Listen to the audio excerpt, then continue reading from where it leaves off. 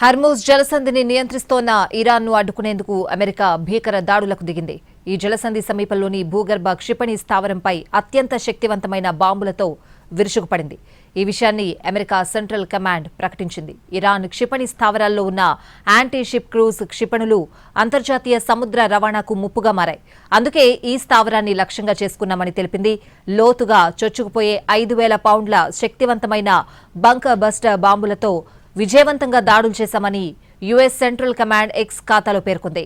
హర్మూజ్లో చమురు రవాణా నిరంతరాయంగా కొనసాగాలంటే ఈ నెట్వర్క్ను విచ్ఛిన్నం చేయాల్సిన అవసరం ఉందని అమెరికా భావిస్తోంది.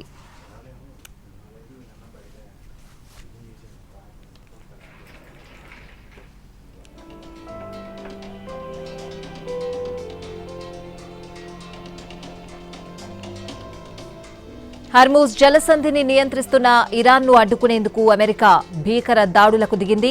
ఈ జలసంధి సమీపంలోని భూగర్భ క్షిపణి స్థావరంపై అత్యంత శక్తివంతమైన బాంబులతో విరుచుకుపడింది. ఈ విషయాన్ని అమెరికా సెంట్రల్ కమాండ్ ప్రకటించింది.